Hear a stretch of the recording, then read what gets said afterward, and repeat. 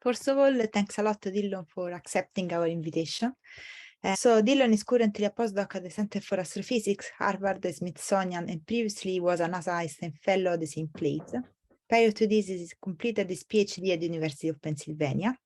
Dillon's research topic is everything related to Type Ia supernova cosmology, so he's now leading the dark energy survey final cosmology analysis of the single largest sample of supernovae ever collected. He has his own 3-year program to collect low redshift supernovae called DBAS, and is now working on the development of the Rubin LST at Harvard. Today, he will present recent results from Pantheon and SH0ES, mapping 10 billion years of cosmic history with Type Ia supernovae. Dillon, you can start, please, when you're ready. Thank you, Eleonora. Thank you for the invite and for the ability to share these exciting results that were accepted for publication earlier this year. From the Pantheon plus and SH0ES collaborations, I'm going to be specifically talking mostly about the Type Ia supernova side and how essentially these two relatively independent collaborations have come together to do a joint analysis. And so on the supernova side, we've taken great effort to essentially measure the dynamics of the universe from the very nearby universe all the way out past 10 billion years into the past. So a brief primer on lambda CDM, or the standard model of cosmology. Our basic understanding of it is largely driven by the discoveries that were made in 1998.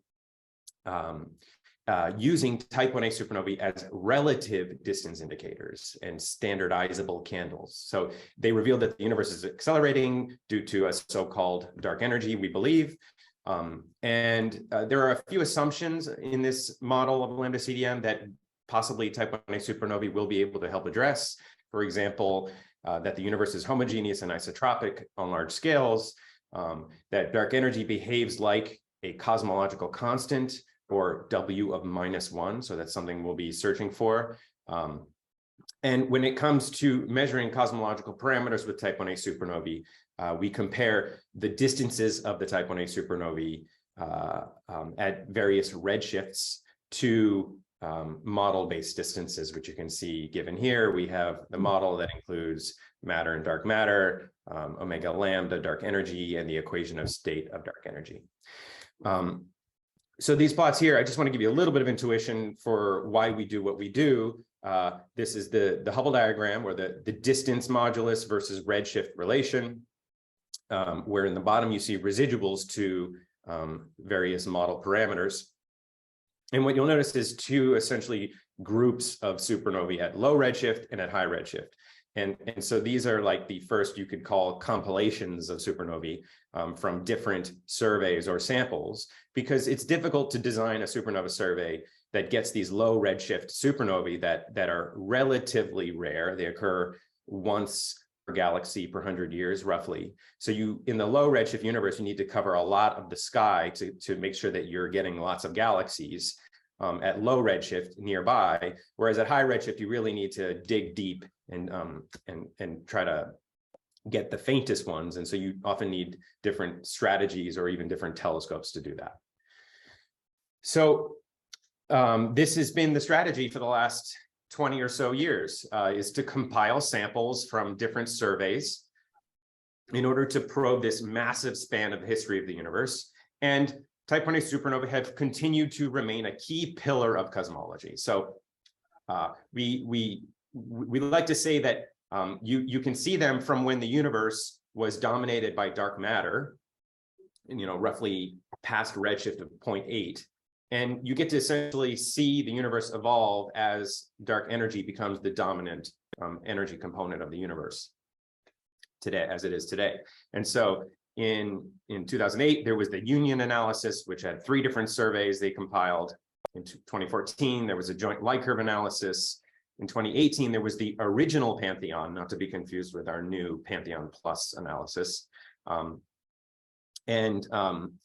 Each of these has sort of been adopted by the community as one of the main pillars of cosmology. Each of these has like 1,000 citations or more at this point.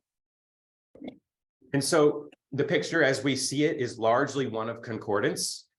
with not just supernovae, but with many of the cosmological probes. And at this point, it's undeniable that the universe is accelerating, that it is dominated by dark energy today. It is relatively flat, and it has about 30% matter and dark matter component. But there are a number of unanswered questions that we hope that the supernovae will help address. So what is the cause of the cosmic acceleration or dark energy?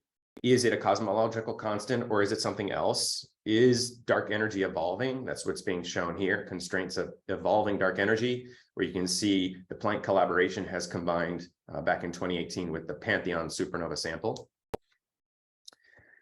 And is it, in fact, isotropic and homogeneous? We'll soon be able to test that.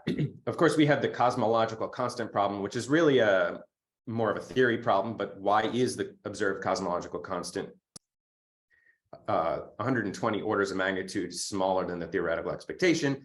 And then we have these tests of lambda CDM that don't seem to be passing. So the big one is what we call the Hubble constant crisis, or the end-to-end test of cosmology. And then there's the S8 tension that I believe you've already heard about in this seminar series. And the sort of the next question is it related to the H0 tension? So the H0 tension, you've probably heard this before, but I'll remind you, is essentially the measurement of the expansion rate of the universe, where you can infer the expansion rate from the very early universe, in this case, Planck, or from the cosmic microwave background.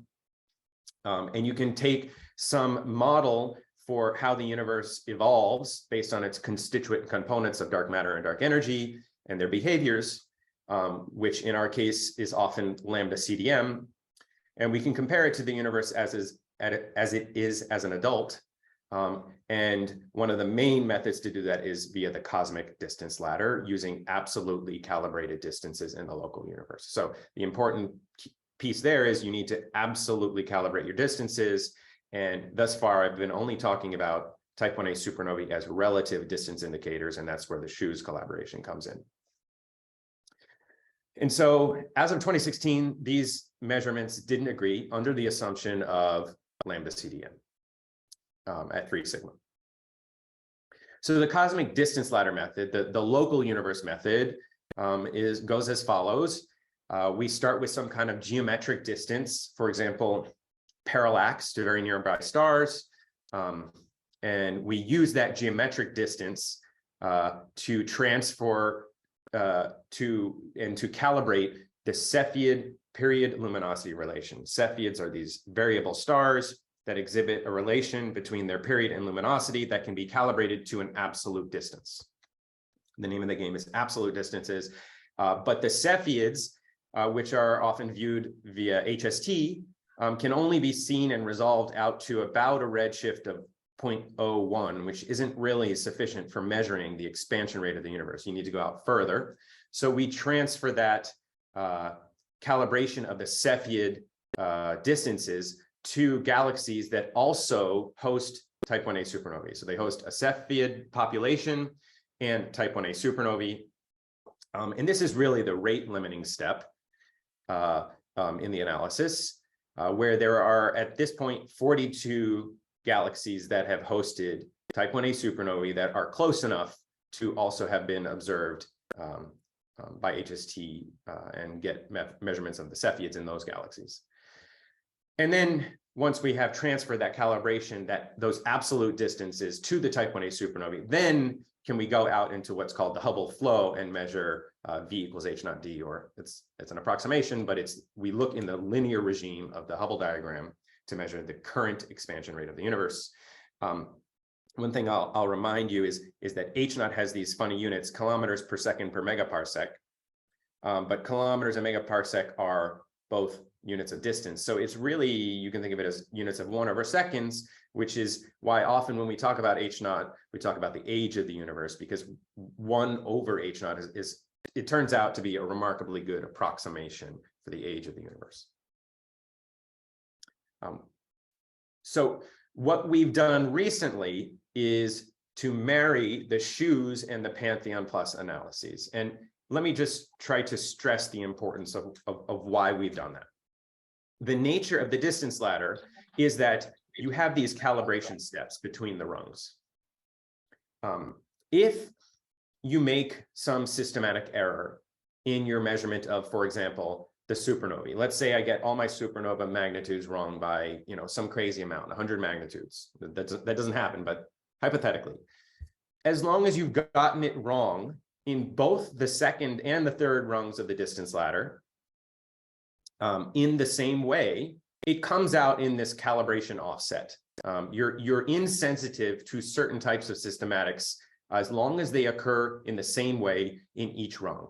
And so previously, SH0ES and Pantheon back in 2016 were these separate entities, and SH0ES had analyzed their supernovae in this rung using their pipelines, their light curves, and so on, and systematics. And Pantheon had done the third rung of the distance ladder essentially somewhat independently. And so that opens up the opportunity for having differences between the rungs. And what we really wanted to do, because the name of the game is systematics at this point, is to make sure that we analyze both of the rungs simultaneously, using the same pipelines, using consistent calibrations, using propagating systematic uncertainties through both of the rungs simultaneously. So that if, for example, there is some systematic that changes your demographics or the properties of the supernovae differently in the second and third rungs of the distance ladder, we want to know that, and we want to make sure it gets propagated into our reported uncertainties adequately. And so now we're able to do that. We propagate it into this really big covariance matrix. Okay, so the Pantheon Plus compilation is the update to the original Pantheon. We've just released it this year. It's 1,701 light curves of 1,550 unique supernovae. That means that we have multiple light curves of the same supernova from different telescopes, which is really comforting because one of the biggest concerns we always have is telescope instrument calibration. So now we're able to do a lot of cross checks on the calibrations of the various telescopes because we have observations of the same supernova. And the supernovae range from redshift of essentially 0 down here to redshift of 2.3, about 11 billion years into the past, roughly 5 orders of magnitude.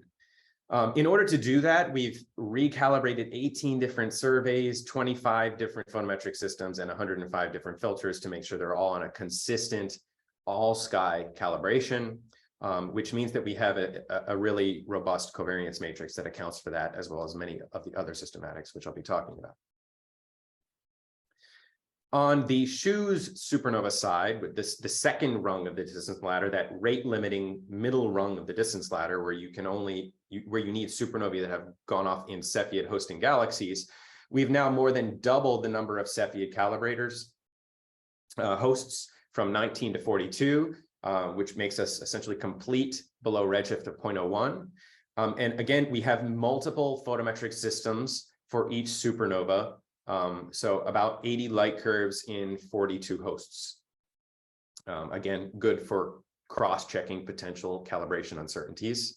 And again, we analyzed the supernovae in this rung simultaneously with the supernovae in the third rung, which is really, really key. So this plot here is showing how we've collected the sample over time. You can see quite a big jump in the last 5 or so years. Some of this is coming from digging through the literature and grabbing light curves from previous years. So really, we get about 1 supernova per year. And so this is a big analysis for us because the next doubling of the sample from 42 to 80 is going to take decades. If we're just going to wait for nearby supernovae to go off. So this is a big step for us, and sort of an important, essentially last hurrah for the next couple of years. Okay, so how do we use the Type Ia supernovae and standardize them? So we believe that Type Ia supernovae are these carbon-oxygen white dwarfs that have some companion star that accretes matter onto it until it reaches this fundamental physical limit called the Chandrasekhar limit. where the electron degeneracy pressure can no longer support the star, and they explode to roughly the same brightness. So we can compare the apparent brightness to the believed intrinsic brightness, which is, this is the part that the SH0ES Cepheids will actually calibrate for us to get us an absolute distance. But the ratio of these two gives us the distance, or the luminosity distance. And if we just had these two terms, the scatter in their observed magnitudes would be about 20%. But we can do better than that with empirical corrections. Those are these terms here, a correction for the time scale of the event, which is shown here in this cartoon, where less luminous supernovae fade faster than more luminous supernovae. That's called the stretch correction, or X1. But really the big correction that we care about mostly in supernova cosmology is the color correction. So the stretch correction, we believe, is due to the amount of nickel 56 production, although, I mean, fundamentally, it's just an empirical correction. And same with color luminosity correction, which we believe is due to dust. But the big one to kind of remind yourself, and often a lot of people will show this cartoon here because it's really illustrative, but it shows this sort of the second order correction that supernova cosmologists care about. We really care about the color correction. Okay, now getting supernovae on the Hubble diagram is a bit more involved, and I'm not going to go through all these steps, but I will just point them out briefly. We first have to model the supernovae and their host galaxy demographics. We have to model the survey strategy, the cadence, the weather, the selection functions, the selection effects, host galaxy selection. We need to get the redshifts of the supernovae. We need to get the peculiar velocities of the supernovae. Essentially, the additional velocities coming from the structure of matter that isn't solely associated with the Hubble expansion. Those are the peculiar velocities. We need to cross-calibrate all of the different instruments, as I've said, that we are compiling. We need to, the surveys themselves need to do the photometry after the calibration. So that's an example of the photometry here. And once we've done the calibrated photometry, we can then make the light curves, fit the light curves, and then put them on the Hubble diagram, where in order to assess systematic uncertainties, we start here back at the top and perturb our analysis in some way and see how each of these steps gets perturbed all the way to the end, and then we propagate into a covariance matrix. And so this is what the Pantheon plus Hubble diagram looks like, and the residuals to the best fit model, where I'll just kind of give you a little bit of intuition. When it comes to measuring the equation of state of dark energy, we really care about these really small changes in distance to constrain different models of dark energy, about 0.02 mag over a redshift range of about 1. So that's shown here by these red line, horizontal red lines. To measure H0, the Hubble tension is 0.2 mag, and we only need to measure that over a redshift range of 0.1. So from a supernova cosmologist perspective, the Hubble tension is enormous and really, really hard to resolve from our perspective from the supernova.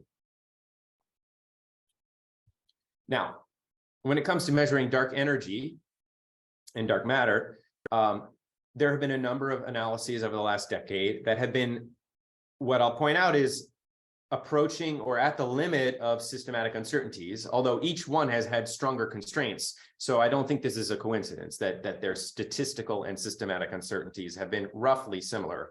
And that's because largely by a lot of effort by the supernova community to make sure that we are not dominated by systematic uncertainties. And so when it comes to the Pantheon plus systematic uncertainties, we've made a factor of 2 improvement in the figure of merit, and I'm going to try to convince you of that, why we've done that today.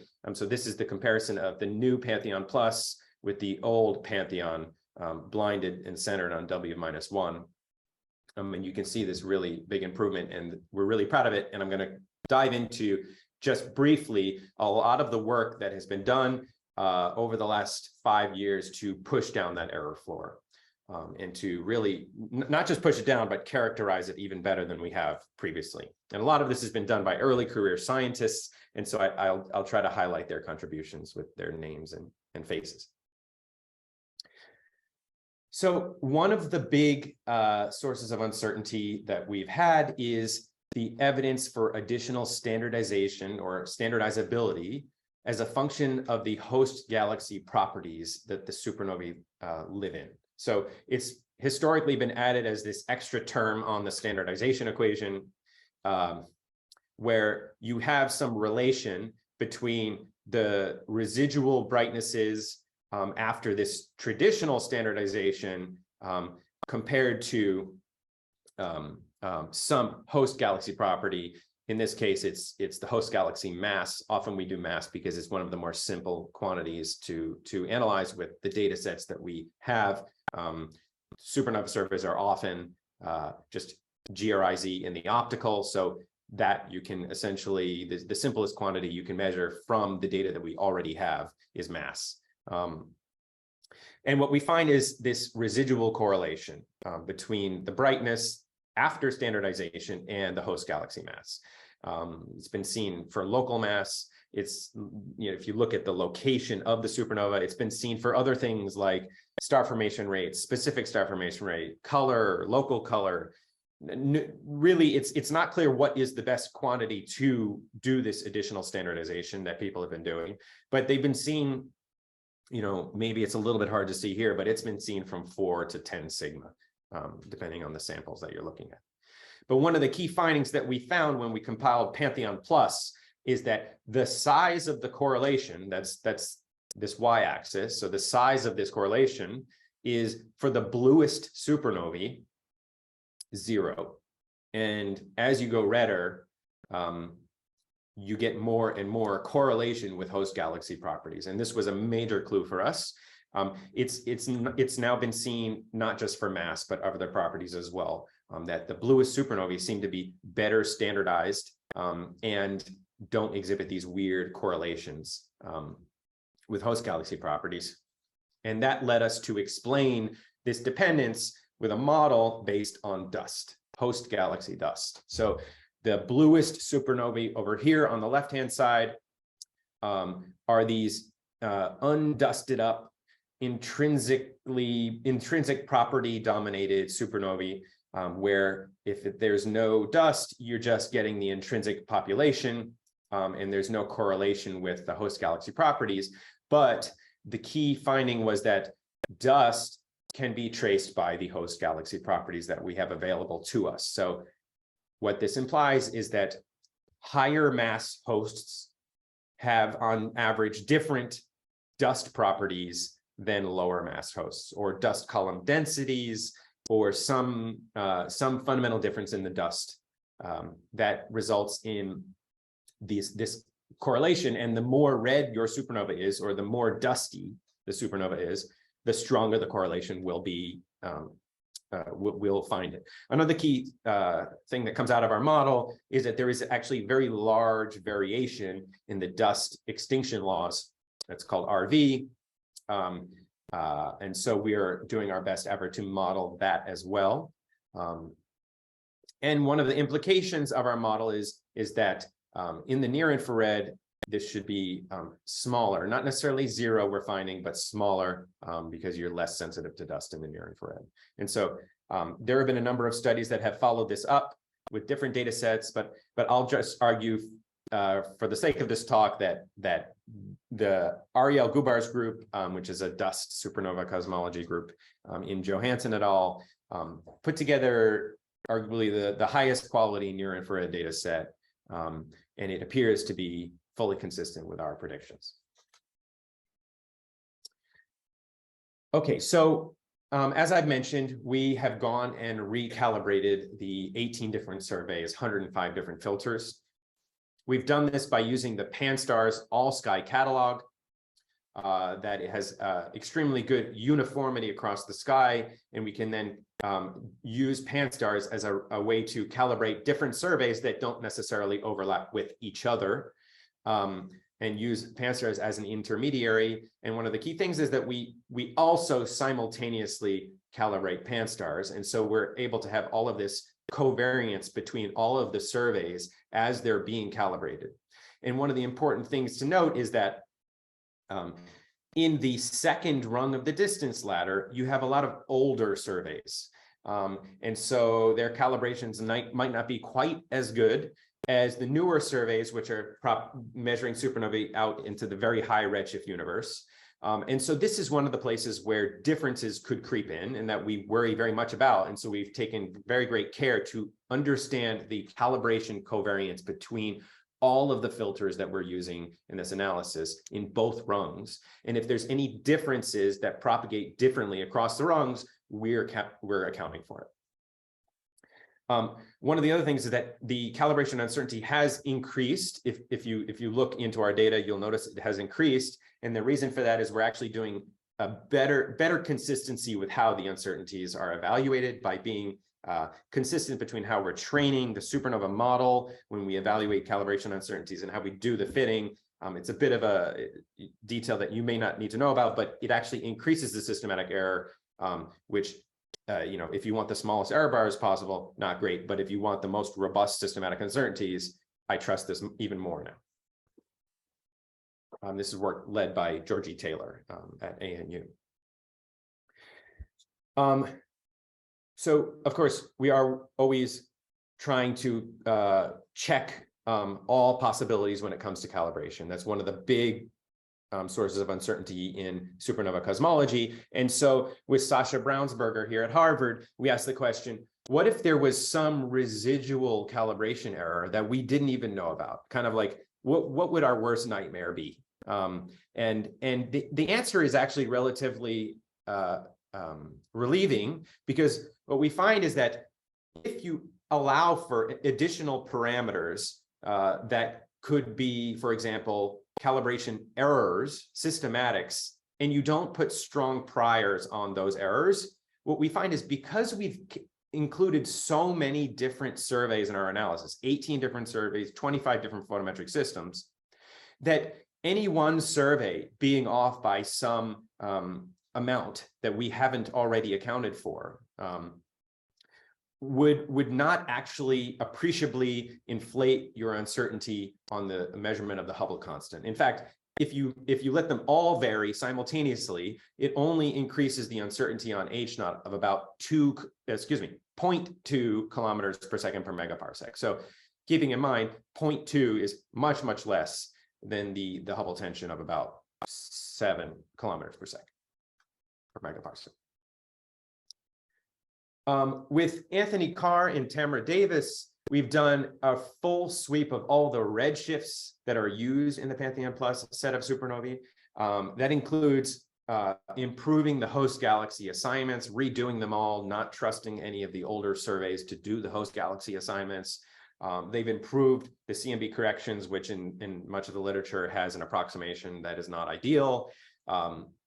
They've applied the peculiar velocity corrections. They investigate potential sources of bias like void over under density and find that this is all very minimal changes to the inferred value of H0 of about 0.1 kilometer per second per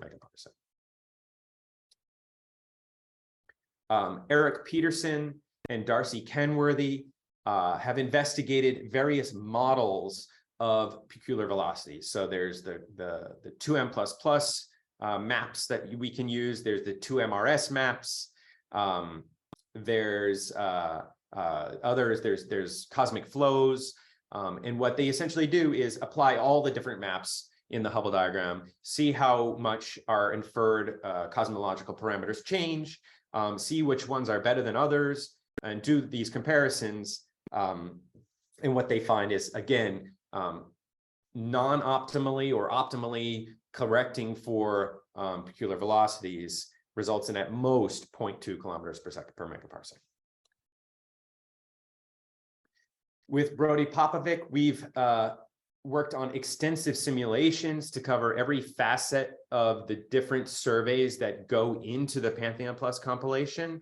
And we've characterized the systematic uncertainty in our ability to then fit the intrinsic populations, which you can do after you've got good simulations of your surveys. You can then forward model the intrinsic populations of the supernova properties and the host galaxy properties and dust properties. And so what he does is takes great care to marginalize over all the different possible host galaxy relations and dust properties, and in characterizing the uncertainties in intrinsic populations. And again, what he finds is when it comes to H0, doing that marginalization inflates our uncertainties by about 0.15 kilometers per second per megaparsec. A lot of this comes from the fact that in SH0ES, there is great care to make sure that the host galaxy properties and the supernova properties are very similar between the second and third rungs of the distance ladder. It's important, if you care about differences between the rungs, then what SH0ES do is now trim the sample down in the Hubble flow to match the properties of the supernovae in the second rung of the distance ladder, because in the second rung we have slightly different selection effects. And in so doing, very much so limits the potential sources of systematic uncertainty related to host galaxy correlations like the ones I mentioned above. Those host galaxy correlations, we worry much more for measurements of dark energy at high redshift than we do for H0. That's not a concern. So when it comes to high redshift measurements of dark energy and matter and dark matter, we've now incorporated 115 different sources of systematic uncertainty, and we are still not dominated by systematics, which is really exciting. As I've said, we have now a factor of 2 improvement of figure of merit over the previous analysis. And our contours, which you can see here in the teal contour, are consistent with an equation of state of dark energy that is consistent with a cosmological constant. And very much so if you combine, for example, with Planck, in this case, there is agreement, and that's shown in the dark blue with, again, a cosmological constant, where the data to do all of this, I'll reiterate this a couple of times today, is all available publicly, including the likelihoods. If you want to make this plot with different models, you can do that as well. It's already becoming widely used. When it comes to measuring the evolution of dark energy, WA, while it's not a great constraint, it is the current best constraint because we get to see dark energy essentially turn on in the universe. And we find it's consistent with 0. When we combine with other probes, we can get a slightly better constraint. And while it's, kind of sitting at the edge of the contour, it's not something worth actually commenting on in terms of, anything significant here. So still, we're saying consistent with 0.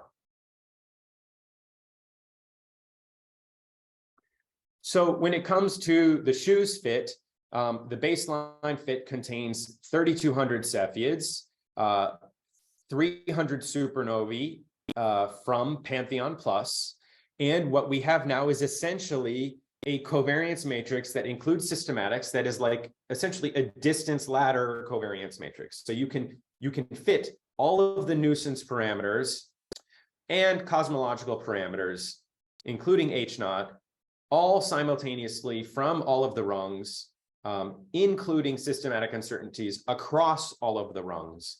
And I encourage you to try this yourself because it's all, the likelihood to do this is publicly available. And you can do it yourself.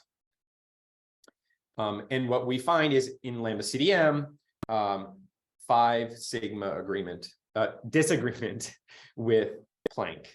So SH0ES finds 73 plus or minus 1, and Planck, as we know, finds 67.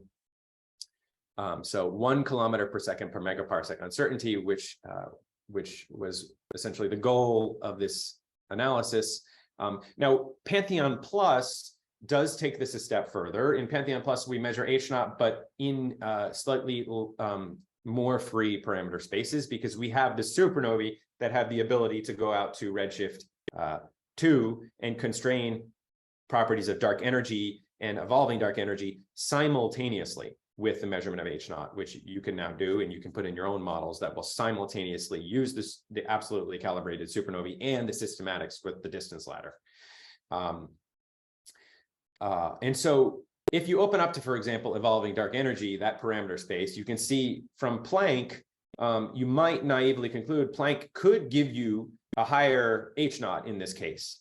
But it happens that when you combine Planck with the Pantheon plus supernovae, that's this dark blue contour here, it's the Pantheon plus supernovae that constrain down the size of evolving dark energy that put you in this so-called straitjacket that doesn't allow for evolving dark energy to be the solution for the Hubble tension as far as we see it.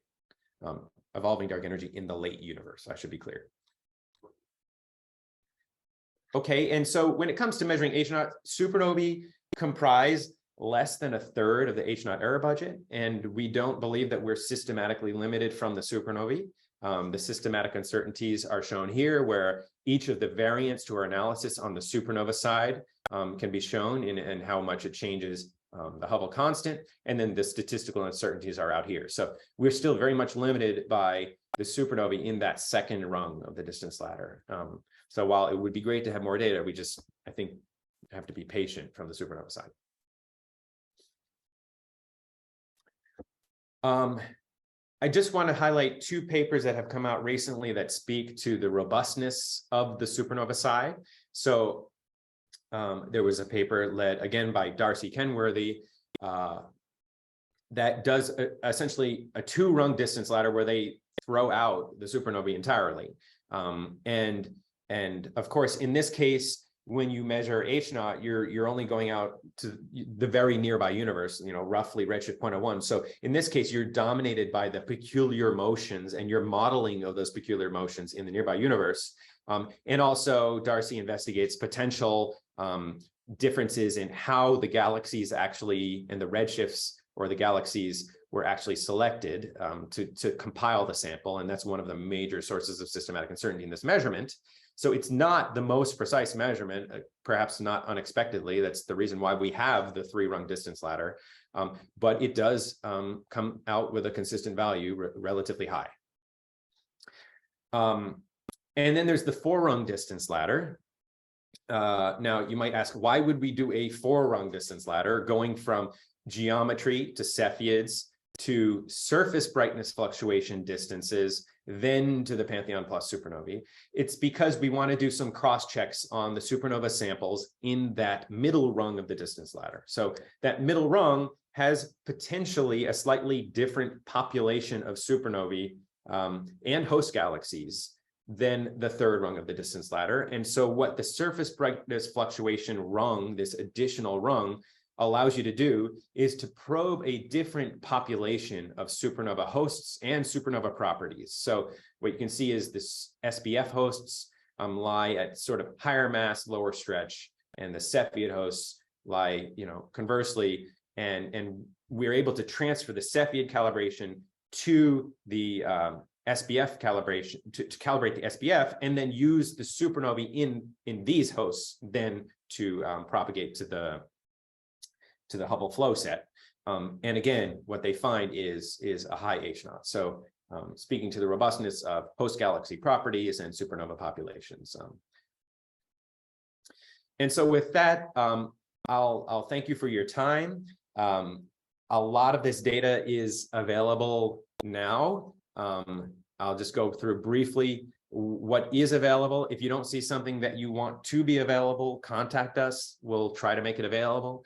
So what we have now is light curve photometry, the fitted light curve parameters, the redshifts, the distances of the supernovae and the Cepheids, the covariance matrix across all of the rungs, which I'm arguing you cannot avoid measuring H0 without that now when it comes to the late universe,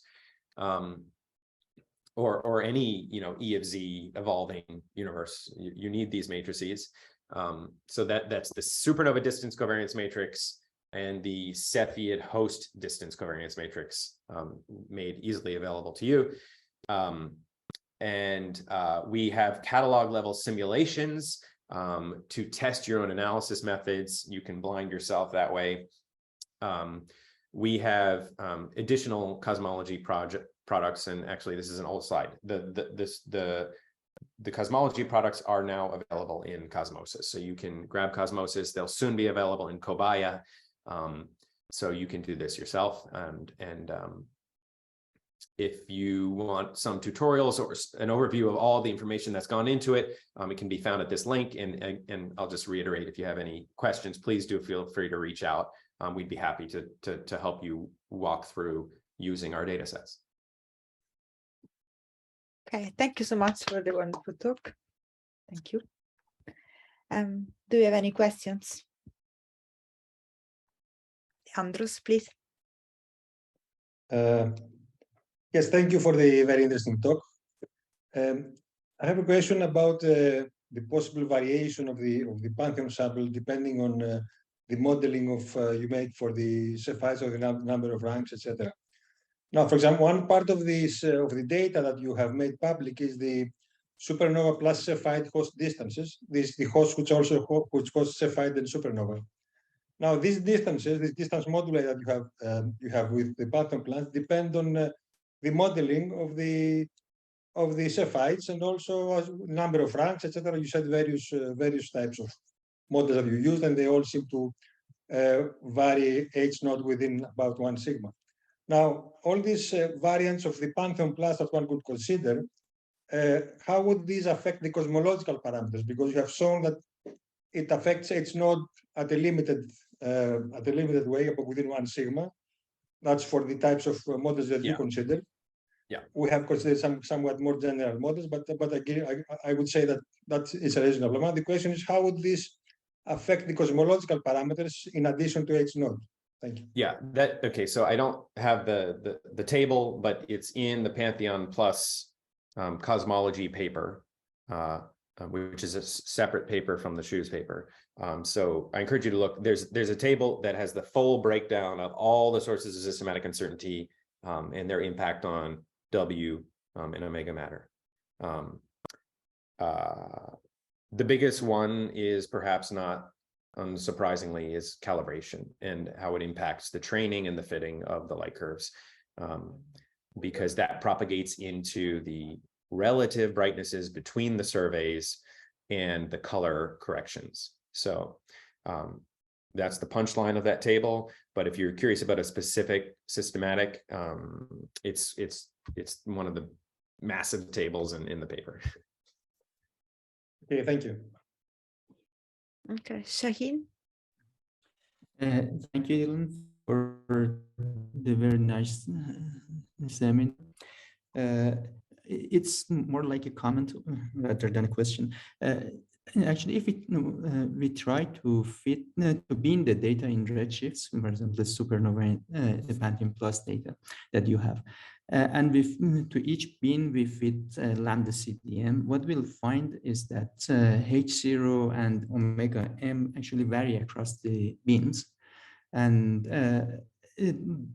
this could be viewed as a sign of breakdown of lambda CDM, because if that's the right model, we don't expect evolution across the beams. So have you tried this kind of analysis, and do you have any comment on this? Yep. So in the end of the paper, we do some kind of version of that, and there's also in the CARR, C-A-R-R, and Davis paper within Pantheon Plus. There's also a version for H0, binning as a function of redshift. What we find is no significant difference between the bins. So yes, there's variability, but it's not significant. So we can't say anything, and we definitely don't see any evidence for this solving any tensions. There are some papers out there that try to show a dependence. I think that the main thing you have to be careful about is making sure that there's no covariance between your bins that you're not accounting for. So you got to be careful with the covariance matrix. You got to be careful that the bins are either independent or you're accounting for the covariance and not fooling yourself into finding significance when there isn't. So just be careful. Okay, thank you. Thanks. Richard. Hi, thank you again for the talk. I'm trying to, oh, there it is. So I wondered if you could just comment on the work with Wendy Freeman about the tip of the red giant branch calibration versus the Cepheid calibration?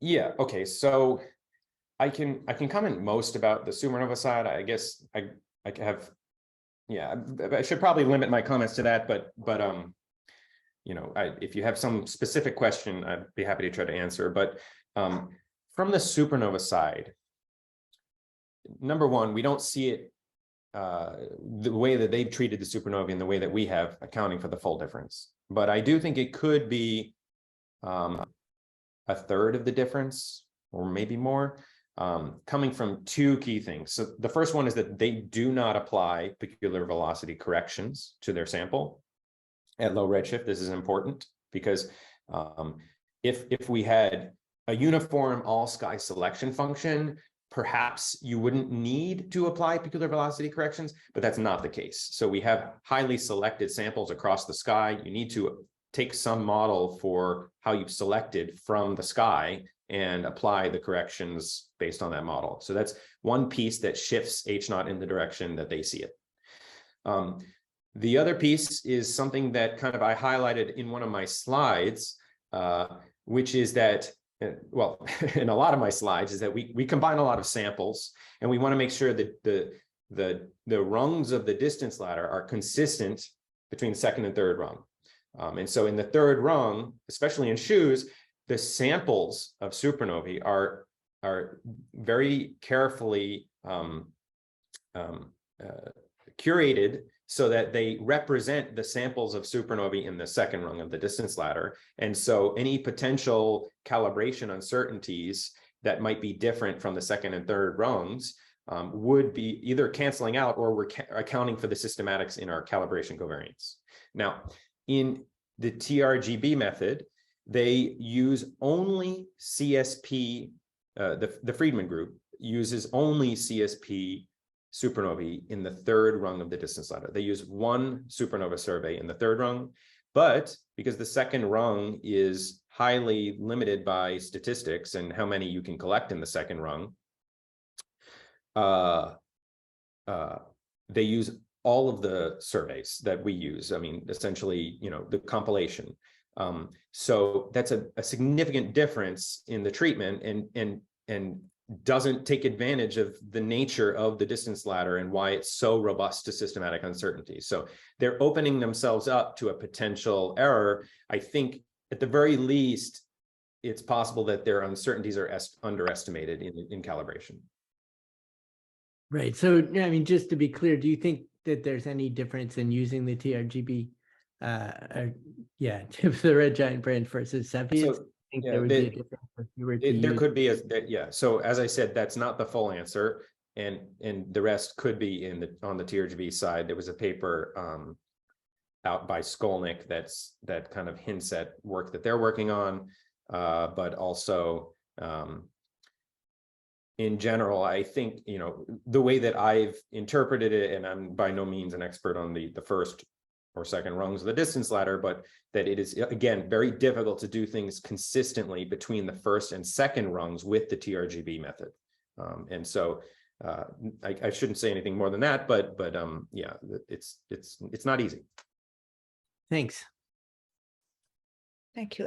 George? Yeah, so on the TRGB Cepheid discrepancy, I mean, there are about 10 galaxies with TRGB and Cepheid distance moduli.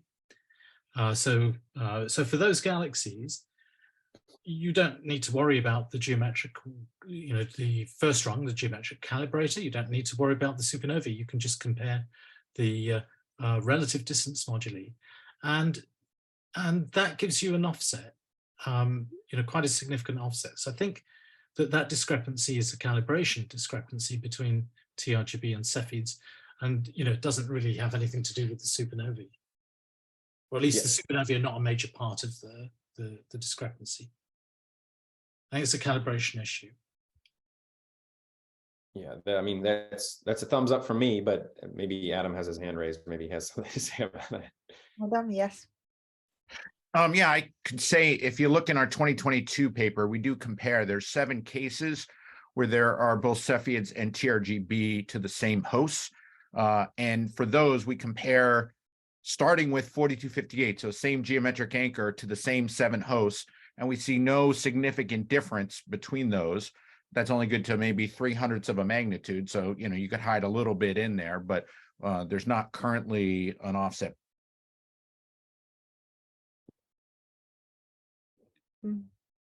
Just to put a finer point on what Dillon said also, I mean, another way to say it, I think, is if Friedman et al. 2019 had used the Pantheon supernova sample, their result would be 71.5, just strictly for the effects that Dillon talked about.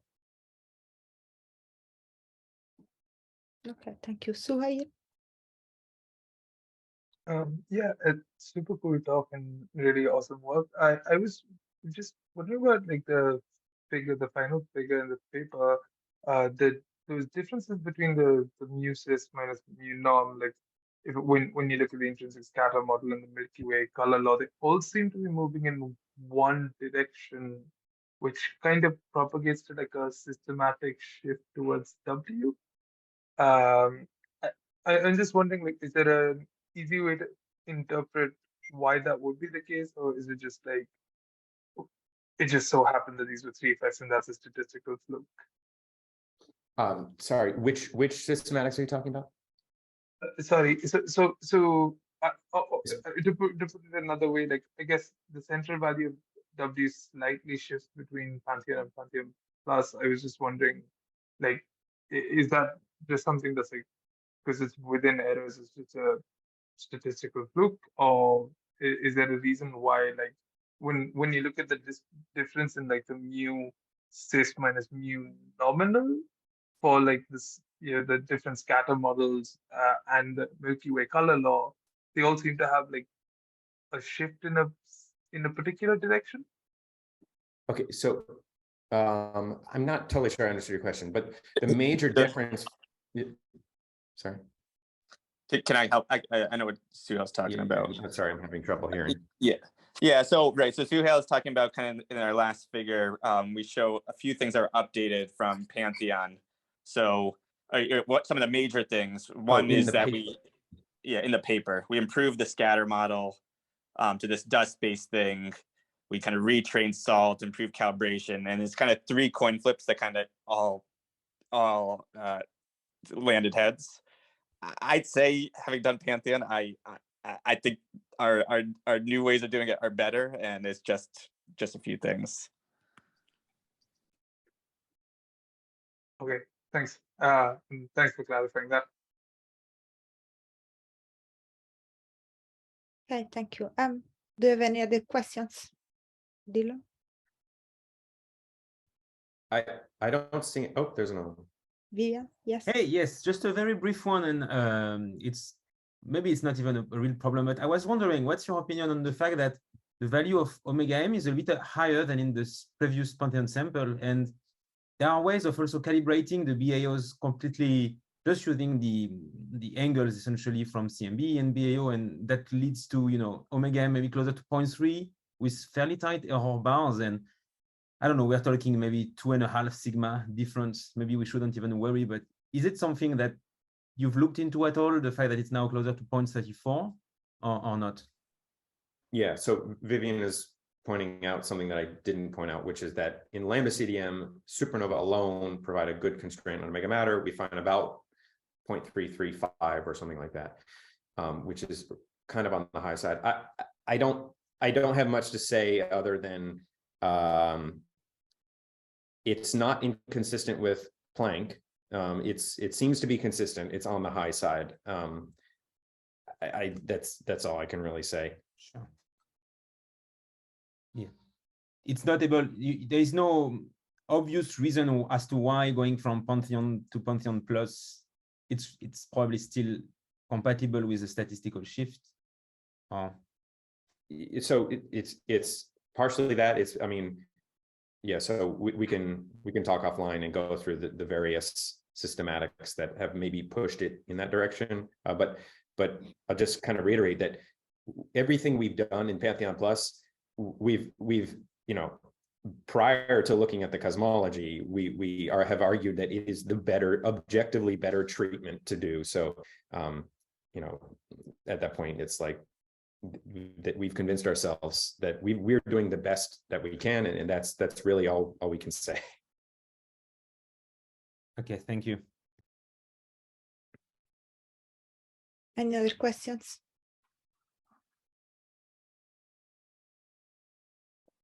No? So let's thank Dillon again. Thank you so much.